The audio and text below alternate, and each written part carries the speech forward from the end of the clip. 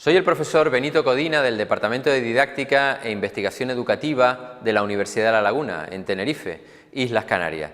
Soy especialista en rehabilitación de personas con discapacidad visual y voy a hablarles acerca del entrenamiento específico a seguir en tareas lectoras con la pérdida de un campo central. Lo primero que hay que tener presente con esas personas es que deben ser conscientes de una nueva forma de mirar, sobre todo si la lesión es reciente. ¿Por qué? Porque su hábito lector será otro y tenderán a mirar a través de su campo central. Resulta difícil, extraño, digamos que no natural, utilizar una mirada que no sea la frontal. Por eso hay que enseñarles a dirigir sus ojos en una posición diferente a esa posición que hasta ahora ha sido primaria. Consiguientemente deberán ver el objeto y no mirarlo.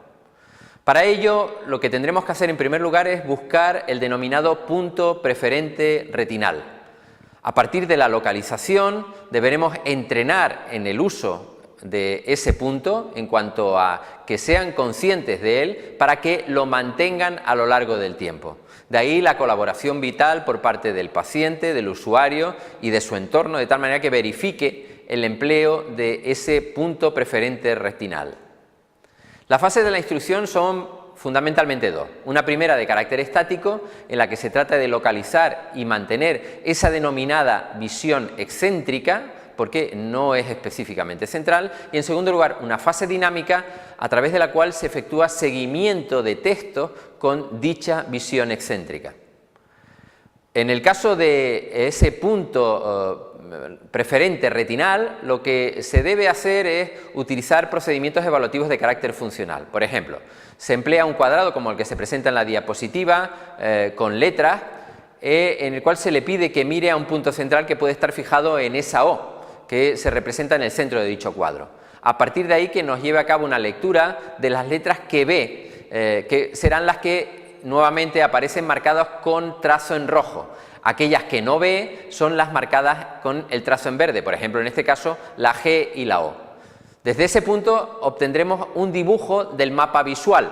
Inicialmente lo llevaremos a cabo monocularmente, esencialmente con su ojo predominante, para luego efectuarlo binocularmente. Bien, a través de esto podremos trabajar en ese mismo cuadro que mire y que por lo tanto a partir de ahí vea lo que realmente es efectivo. Le estaremos redibujando un nuevo mapa visual a través de una denominada para ello desviación de la mirada. Esto es esencial utilizarlo inicialmente con los aumentos que sean necesarios sin ayudas ópticas para posteriormente utilizar con ellos las ayudas ópticas que hayan sido previamente prescritas. En el caso de las ayudas no ópticas que queramos utilizar como complemento y como facilitador de esas tareas de lectura, tenemos que tener en cuenta que muchas de ellas suponen una enorme ventaja porque mejoran el contraste o bien facilitan la posición corporal, de tal manera que será mucho más ergonómica. Los ejemplos más claros de esas ayudas no ópticas que favorecerán la lectura utilizando ese campo no central está la iluminación adicional, que puede ser fluorescente, incandescente o halógena, según hayamos valorado, también determinando la potencia y la ubicación más idónea para que no produzca deslumbramiento a través del reflejo del cristal de la ayuda óptica o a través de la propia superficie de trabajo, bien sea el papel o el libro. Otro elemento que tiene que ver con la posición ergonómica, en este caso corporal, es un atril o mesa abatible, como aparece en la figura, para mantener una correcta posición de trabajo. Otro tipo de ayudas muy utilizables son los tiposcopios o letras de gran tamaño para el desarrollo de las habilidades básicas. Recordemos que los tiposcopios fundamentalmente son guías que permiten la exploración y el seguimiento del material a leer.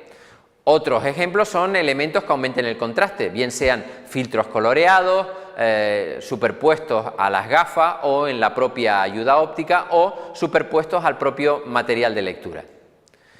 Consiguientemente, los criterios para prescribir una ayuda pasan por los siguientes pasos. En primer lugar, tener en cuenta aquella que permita una mejor agudeza visual, la que permita a su vez un mayor campo lineal porque obtendremos a partir de ello la lectura de un mayor número de palabras o de letras al mismo tiempo.